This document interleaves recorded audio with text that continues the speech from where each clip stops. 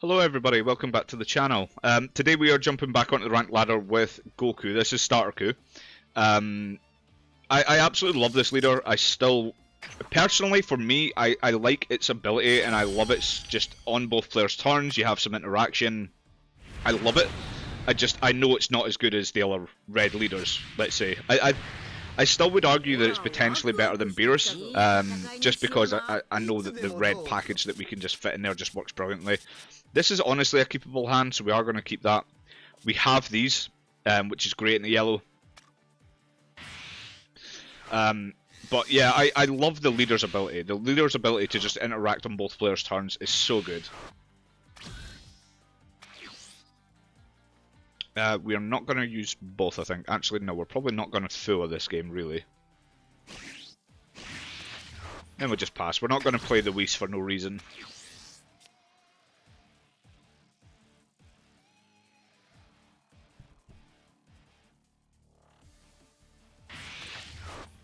Like I said, we can lock him out of his turns with this Frost. We have multiple of them in hand, which is great, because it means that even if he clears one of them, we just do it again. And again, and again. And it's just kind of an on-repeat moment like that.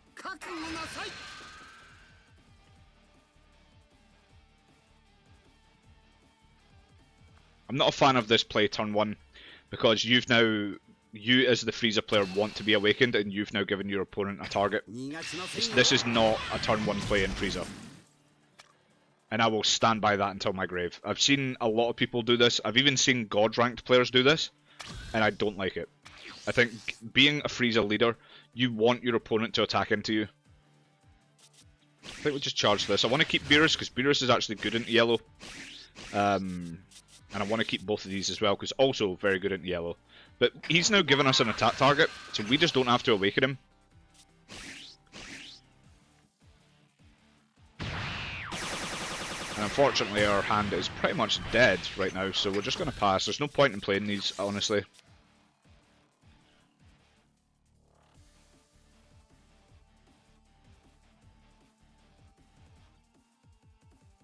But yeah, I would recommend anybody who plays yellow not to play Ginyu turn 1. Like I said, you want to be awakened. So he's just missed an entire turn where I was going to swing his life because of that card. You can play it and not use the energy, like not actually tap it and do anything. Mind you, I wouldn't do that into red, but there's nothing wrong with it, especially into like blue and green and stuff like that. Even in, I say that, yellow can sometimes rest your battle cards as well, but like red can just inherently neg your battle cards, so I wouldn't play that turn 1 and then just pass, but in other matchups you certainly can just tap 1, play Ginyu and then pass. Just don't put it in rest mode. That's the one thing I would say. All your battle cards with Frieza Clan and their special traits gets plus 5k power. That, okay, opponent's turn. I was going to say, that could screw up Frost entirely. It's like, what is this? I've never seen this card. I say I've never seen it. I know the card exists, but I've just never seen it actually being played. And they're now out of range for these. This is infuriating. Okay. Again, we don't have to awaken him here. We could just swing at this. Because that's a 20k, isn't it? Yeah, so it can't attack back.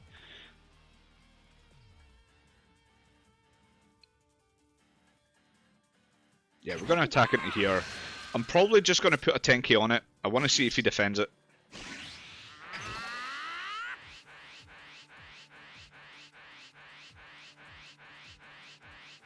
Because if he defends it, we're fine, because again, it's a card from hand. Yeah, this is fine. It can't attack back, and then we have the Frost to stop any other battle cards he plays. And then we just pass. We never attack with this card, by the way, because at the moment this is in rest mode, this is a target. There is a world where, again, it looks like this is a starter deck with added cards in. So he could run Golden Death Beam. So if he has any way of resting that Frost, there's a good chance it is just dead this turn. You know, if he has the 1-drop Frieza which rests Frost, and then he can tap 1 Golden Death Beam and it's dead. It's why I want to establish both, because even if he kills one, he still has to deal with the other one.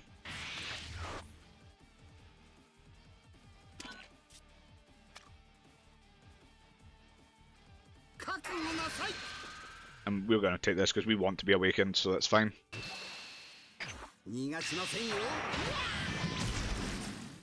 Okay, that's a good card for us as well. We could use that next turn instead of establishing another Frost, but we'll see.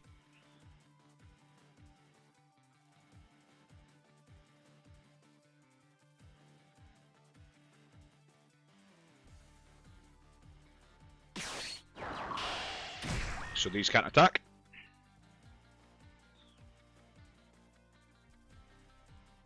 And we can just lock his board. We don't need to... Like, he clearly doesn't have an answer for Frost, right? So we don't need to push anything at all here.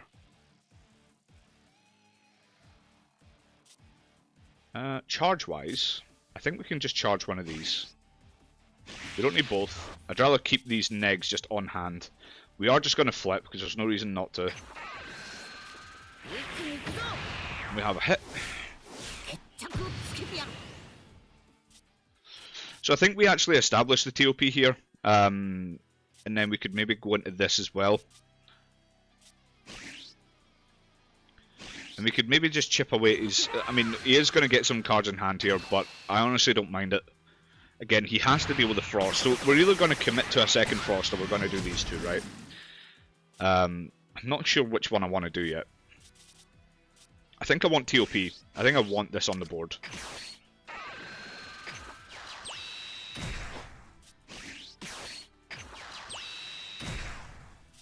And then we can swing here. We do have the leader buff, which I suppose we just used. There's no point. He's going to take anyway.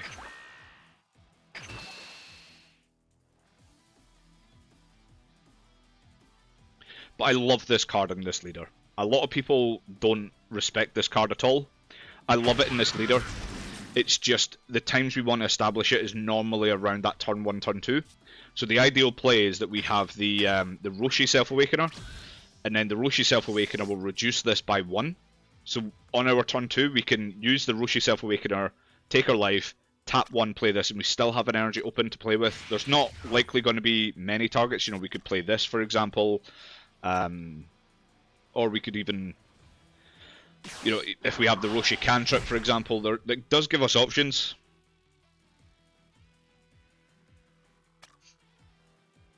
This is a bit annoying.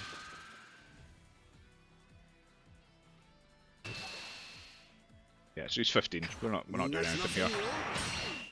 The problem we're going to have, right, is that he's still at 6 lives, so his hand size is going to get about outrageous.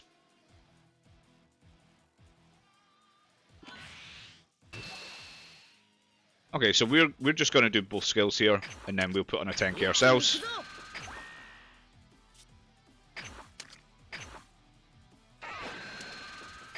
That's 35 and he was 40. Let's just go with Krillin. No, we'll go with one of these. We don't need both.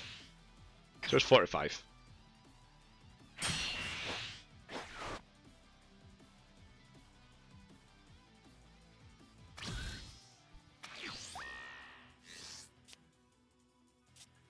Yeah, this card is very annoying because it keeps buffing his own. Like he becomes a 25. It's really annoying, I'm not gonna lie. I've never played against this card, but it is so disruptive, it really is. So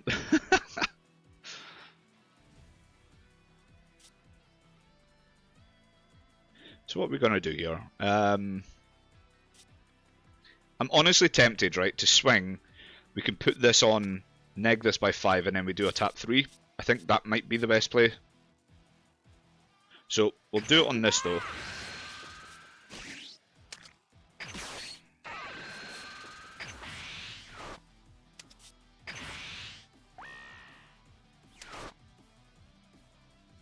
Oh no, sorry, we want to neg that one. So we're just going 35 here. We're just going to leave it at that. He will combo to protect. But we have this still, which will be a 30k, and this will go back to being a 30k. And he's just comboed off a chill, thank God.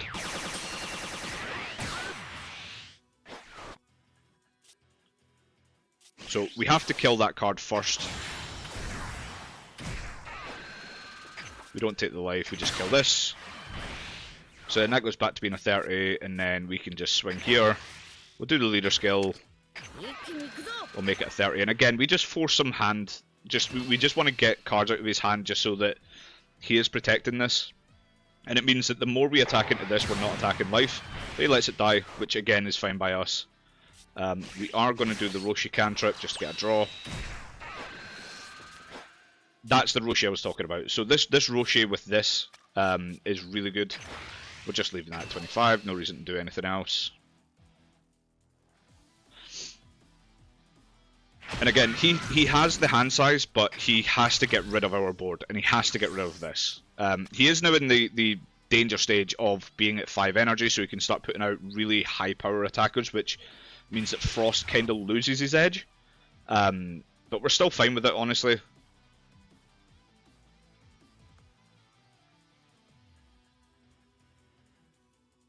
In hindsight, I say that we had to do the 5 energy, right? There was no way to kill that Frost otherwise. Not Frost, Chilled, sorry. But we maybe wanted to have this established, because if he plays... No, it still wouldn't matter. If he goes into his 5-drop here, we could be in a bit of trouble. Just because we don't have any easy way of clearing it. I mean, as good as Beerus is, it has to be at 25 or less before we do that. And again, we're just going to defensively use the skill. So it costs us nothing from hand. This is why I love this leader. This leader is so versatile in that sense for red, where we can defend our board without spending any cards on board or from hand. We also don't have any super combos, which is a problem, because if he goes face here, it's going to cost us a lot.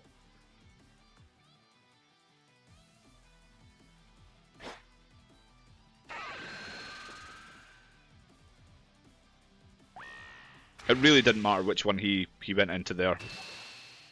Right, so we go 25, 30, and then we need a 10 as well.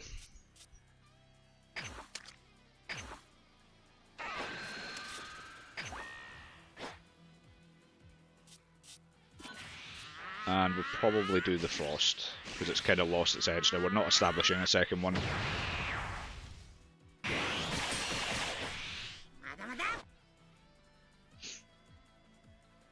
I really want to see my 5-drop, or even the secret rare.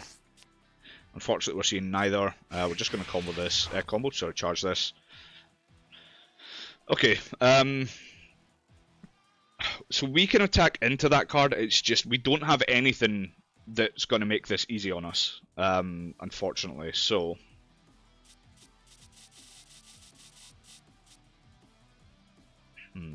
we can drop it down for 3 energy. We can drop it down by 10k, which is possible. Honestly, it might be worth trying to kill it then.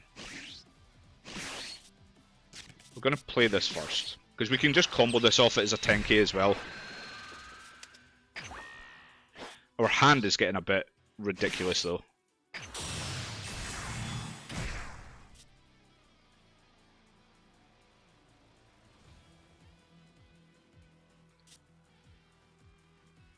Yeah, we'll do this, and then we'll use the leader skill.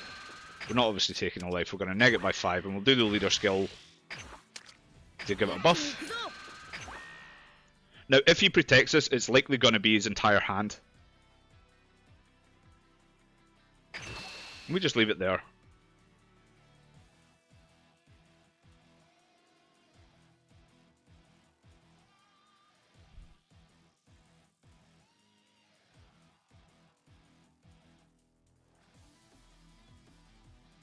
We are going to attack with this because we kind of have to. We need to make sure that card dies this turn.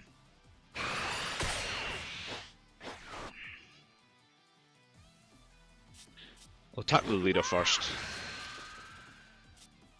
Okay, that's a terrible card here, but I think what we do is just use this. I hate using this offensively. I love the defensive aspect of this, just because it protects our leader, but our hand size isn't great, and we need to try and keep some of this hand, I think. So he's super comboed for that, which gives me a lot of information about what's in his hand. That gives me a lot of information.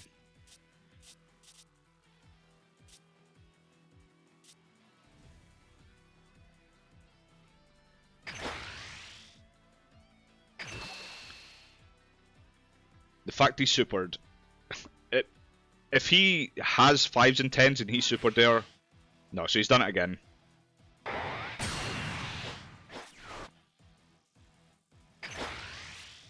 Now we're going to put that on.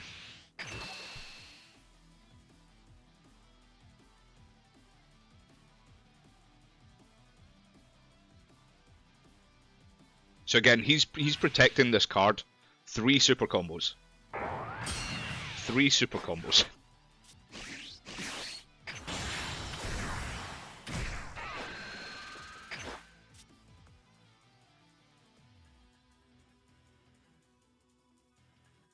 I honestly think we have to put on a couple here. Just, we have to guarantee it. We could have done 2 10Ks to make it so that if he had his last super, I'll say his last because he's used, what, 3, yeah, so it would need to be his last super combo, but again, I think we're fine with this. Yeah, so it's dead. So these 3 cards are 0 cost or 0 combos, so they're either extra cards or they're another 5 drop. But again, we're fine, we have a big board now.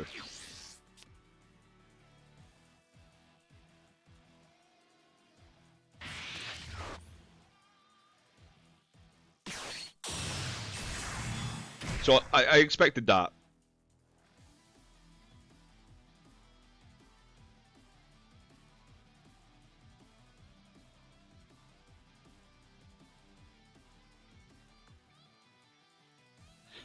If I'm him, I probably lock the hit here, in all honesty, because that -5 would mean that I can just kill this again. I don't know what he drew into. And I don't know if he doesn't combo.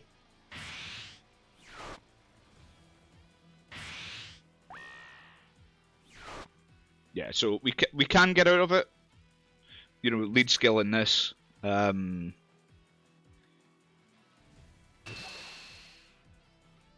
Which I think we do actually. I want to keep my board as much as possible.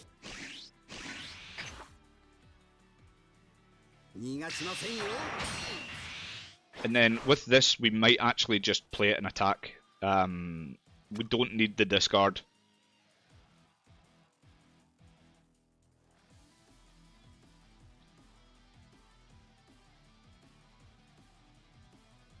Because I've got a feeling these are still 2 dead cards.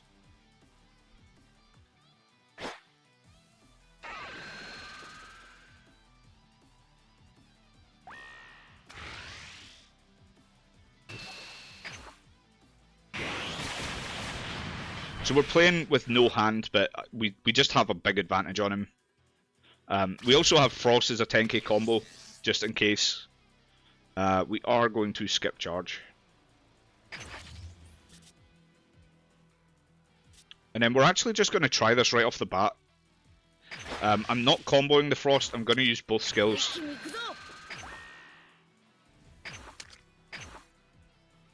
And then we just see what he had in hand.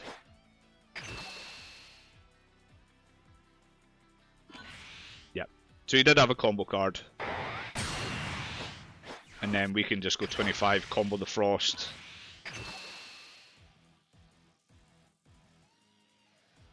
Yep, so it's dead anyway. And then we are going to attack him, just so we get the draw. And it's a hit, not great.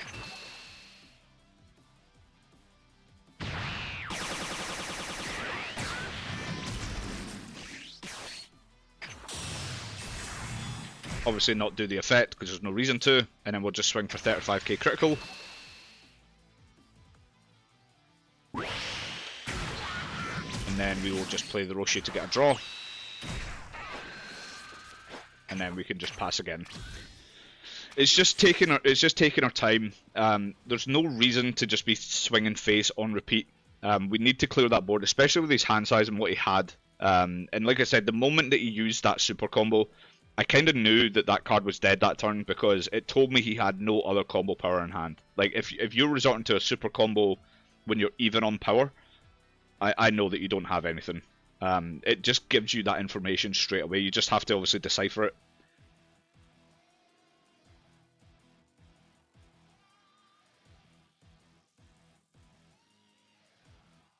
And obviously we have now a critical on board. So if he doesn't have another 5-drop, and if he can't clear this card, you know, we're just sitting very pretty. We can just crit him. Did he charge? Did I see that? He did charge. Okay, I'm kind of surprised by the charge. He has another one. I don't know why he's doing this though, because we're just going to do the exact same thing again. We're just going to clear it.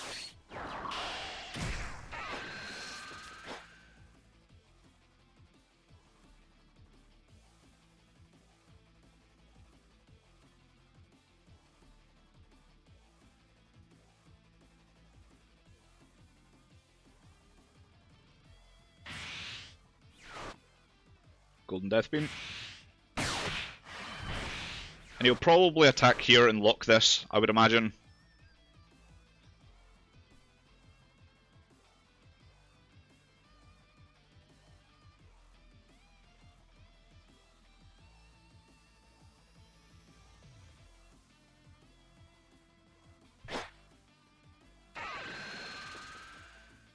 I'm surprised that was his attack target, because he has to guarantee it kills it.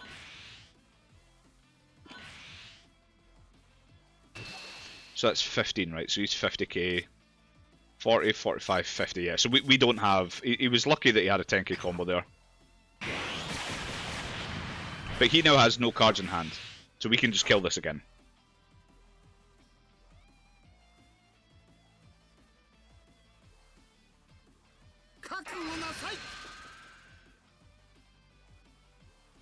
And we will take that, because I'm hoping it's a 5-drop.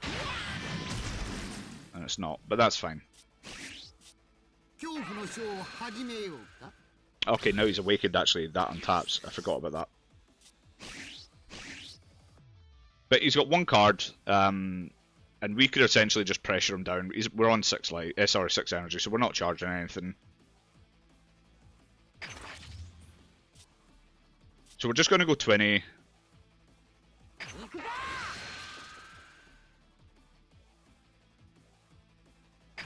So we have 3 battle cards we can play here, all 3 of which take life.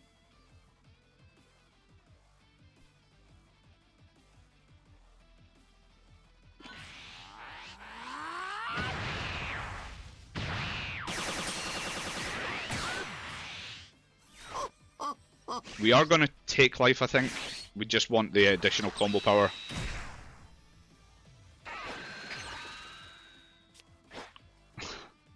Of course. It sucks, man. It happens all the time. Like, the last few days of my recordings, I just feel like I've been getting so unlucky, especially in red. So we don't need to combo anything on this, so we're just leaving it at 20.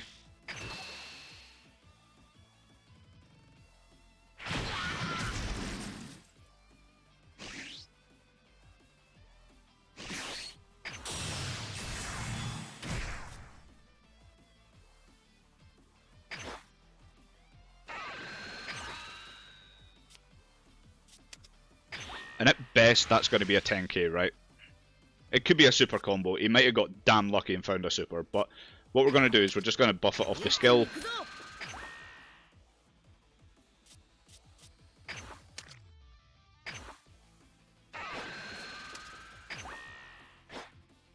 And then I think we can just leave it there at 30.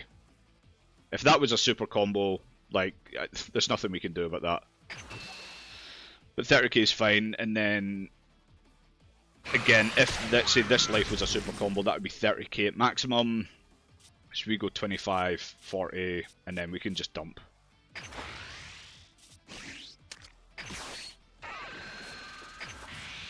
So I think we played that perfectly, if I'm honest. You just have to starve the Frieza player a lot of the time. And then we just dump here. So we got 75. So yeah, so that's honestly that's kind of how you want to play that. That last turn, obviously, we took 2 of our own life, so it looks close, but it really wasn't. But yeah, a lot of the times you just want to try and starve them, especially when they're not awakened. That's why I really like Frost. Frost is very good at just locking them out of their 20k, so they kind of turn off the Ginyu package. But I want to actually have a look at his list. I want to know if he ran any of the 1-drop Friezas. No, he does. So he's either just not seen them or... Yeah, but I'm not really sure. How many? Yeah, so he does run 2 of these. This card is very disruptive. I still wouldn't put it in my Frieza list, but it's annoyingly disruptive. It's just one of those things, but his list is all over the place, like 2, 2, 2, 1, 1. Like there's not really a lot of anything here. Yeah, like one of these as well. He's clearly a newer player. I think he was just playing with what he had, and I think he did well, all things considered. It was just, yeah, he saw all 3 of these as well. I mean, we killed 2 of them, and he had the 3rd one as well. It's crazy. But yeah, the game was closer than it should have been, in all honesty. But so yeah, so here's the Starterku list. I think one of the only changes, I don't know if this was in my last video, but the only change is this card. We've added in this Goku. I really like it. It's a 25k, so again, it gets into Broly for when we're awakened. I really like this card, mainly only in this leader. Because it's not U7, we wouldn't put it in the U7 leader, and we also wouldn't put it in Beerus, to be honest. But with this leader, it's very good. We can turn it into a 30k with our awakened leader. I like those numbers. 30k is arguably the best number in the game to attack with. So yeah, so here's the list. We run 3 of the TOPs for anybody wondering how many of them we run. There are ratios that I might change. Like the more and more I play this, Gohan just is cuttable. I just don't think it ever needs play. Yes, we get to neg something 10k and it's a critical. It just never really comes up, in all honesty. I don't mind it in Beerus just because Beerus itself is a crit leader, so I don't mind putting on crit pressure. But in any other leader, I'm not a big fan of it. It's okay in U7 as well because it is a 30k critical, but that's pretty much it. There's not a lot. Like, I'm having to give up my entire turn to play this card, and I don't think it's worth it. That's all I'll say. So there might be a cut here on this one, but guys, this is the list. If you enjoy the content, please give us a like and subscribe if you're not already subbed, and I will see you guys in the next video. Peace.